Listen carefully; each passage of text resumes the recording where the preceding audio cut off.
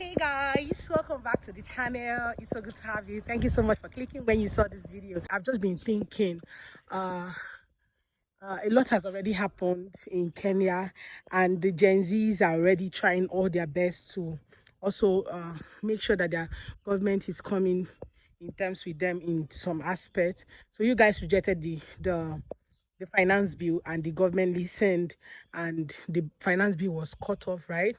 So now the question is, what's the way forward? I saw that you guys are also demanding that the government should resign. See, the truth is that it might be a very hard tax. It might really be a hard ask. But what do you guys think? Do you think it's something that can really happen? Do you think, because a lot of ego is involved, a lot of things are involved, really, and you can't just expect somebody to resign from that position for something he has been trying as much as possible to also control. I saw that the government also had like an airspace with you guys to also discuss on the way forward, and a lot of questions were asked, and you guys also got some answers, even though some people said that he didn't really give them the answers that they're looking for. I know you don't.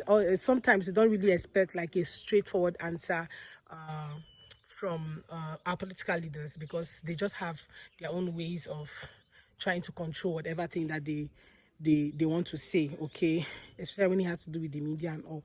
But yeah, he actually obliged to have a conversation with you guys, and that's like one step forward, right? So what's the way forward is what are you guys planning? I know there is no leader. You guys have really taught a lot of African youths and leaders that we don't need a leader to do whatever thing we want to do. What we just need is a common goal, and for us to have like for us to unite and come together and say, okay, this is what we want to do, this is what we want to achieve. And that's exactly what you guys have been able to show in Kenya. The Gen Zs, you guys are so brave. You guys are so brave. That's what you guys have been able to show, that we don't need a tribe. Okay, we don't need to be tribalistic in everything. One of the problems that we've had in Africa as Africans is the fact that we always include tribe when the issues of politics come up. Before you know it, everybody say, oh, I'm from this, I'm Nigerian, and I know what happened during the election period in Nigeria. You just hear somebody say, oh, I'm Yoruba, I'm Igbo, I'm Hausa. That time we were divided.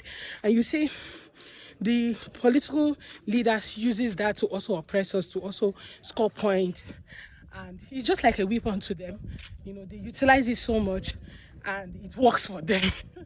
So another thing that they also use is religion. Like, they use religion. Okay, oh, you're Muslim, do not have anything to do with Christians. Oh, you are this, do not do this. You are Christian, do not do this with Muslims. Like, a lot. A lot, right? I know, but what I'm just trying to say is that, okay, do you guys say you're going to continue this if he does not do this? That's the question, right? And it has to come to you guys. I don't know how you guys are able to communicate, but you guys have to think about it. Now, another thing I also noticed is that there's been a lot of looting. Like, some business owners they're not politicians. They've also lost their properties. They've lost their businesses. Most of them, their businesses are not, like, the goons were able to penetrate and also take over the protest. But one thing I love is the fact that I saw a video where one of the thieves were caught, and how the Gen Zs handled it. It was perfect for me. I don't know if they handed the guy over to the police, but if they did, that's a brave move. Okay, but I love the fact that they made him dance on the street, and also help them to do whatever publicity they were doing at the time. But yeah, I like that fact to show that you guys are not really involved in all of this. This is what you are for, and that's what you want to get. So yeah, what's the way forward from here? What are you guys considering? What do you think must happen if President Ruto decides not to resign? What are you guys considering? Because businesses are not going to stop in Kenya. People will not stop, because if you ask me, right, a lot has also if you ask me, right, I know that businesses will slow down a bit.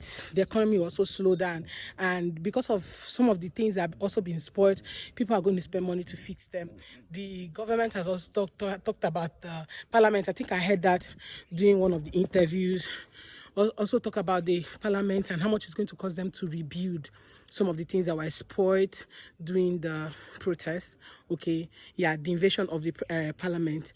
So a lot has happened. Okay, even some tourists, this is summer season and this is season for trips, this is season for travel, and one of the ways Kenya makes money is through travel and tourism, right? So what's the way forward? Are you going to limit foreigners from coming? Because some people are even scared of even coming into the country because of everything, all the whole brouhaha happening in on the media. Okay, the stories are all there. So what's the way forward? What are you guys looking up to? Are you guys going to watch him?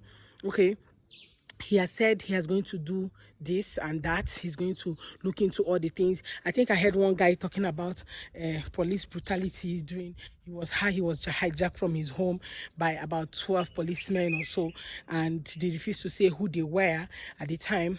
And he said he was going to look into all these things because that was not part of what his governments were for. Okay, like he said a lot of things. Okay, during the Twitter space, he said a lot of things. So are you guys going to maybe give him a chance to listen? I'm just saying, as like a concerned person who has also stayed in the country for a while, okay, and it's like a second home for me. Kenya is like my second home after Nigeria, okay. So what are you guys going to do after the whole, when let's just say you refused to resign and said, okay, you guys give me time to try to fix some of the things you guys have said, some of the points you guys have noted, okay. Are you going to give him chance? Are you also saying, no, we're not giving you chance, you have to step down? Like, all of those things are something that people have to come in terms with, because when you ask a leader to really resign from their position, it could really be hard to achieve that, okay? But with common goals, a lot of things are very achievable. But I'm just saying, what if this thing doesn't happen the way you guys planned it? Okay, since you have demanded for this, which was the council that's reject the finance bill, and he did reject them. So what's your plan if he refused to? That's okay, I'm not stepping down. What are you guys going to do? I think this is something that you really have to think in your mind, okay? And also consider business owners, consider people who are doing things in Kenya, people who Kenya has become a home for them, who has also seen Kenya as who also does business in Kenya, who are foreigners, and also people who maybe have booked their trip ahead of time. In fact, consider yourself generally, okay? Be selfish at some point, okay? Think about yourself as well. What's your plan? What are you going to achieve in all of this? If this thing doesn't happen, how are you guys going to do this, okay? And just to move the country forward, because yeah, the Kenya is home for everyone, and it's basically home for Kenyans, and you guys are just planning to make Kenya a better place. Yeah, but bravo, because you guys have really, inspired a lot of some leaders are really scared right now in Africa. Like, everywhere is shaking. I saw one of the senators in Ghana was asking in the meeting, and like, are you guys not going to teach us how to make good rules so that we don't get beaten by these Gen Zs? So fear has, been imputed into them. Okay, some of them are really scared and shaky. Even though some country might not be as brave as you guys, like, take up the mantle and say, okay, we're going to the street, because knowing fully well that a lot of things can happen on the street, okay, when you're protesting. No government want to really sit down and watch youth protest or people protest against a particular thing, even though it is your right, okay? But sometimes protests usually go wrong, most times, especially in Africa. Yeah, so what's the way forward? What are you guys planning? And what are you going to do if this thing doesn't turn out the way you want it? I think that's what you guys have to really sit down and consider.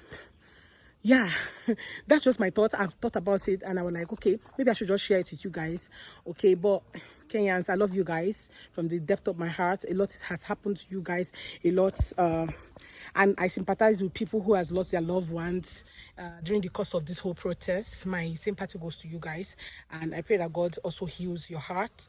Okay, they didn't die as a common people, they died as heroes. Okay, and I pray that God will heal your hearts. Yeah, I pray that God will heal your hearts, and whatever that their labor will not go in vain. Okay, because they're heroes, their labors will definitely not go in vain. And I pray that you get what you're looking for. Yeah, I'm praying that you get what you're looking for.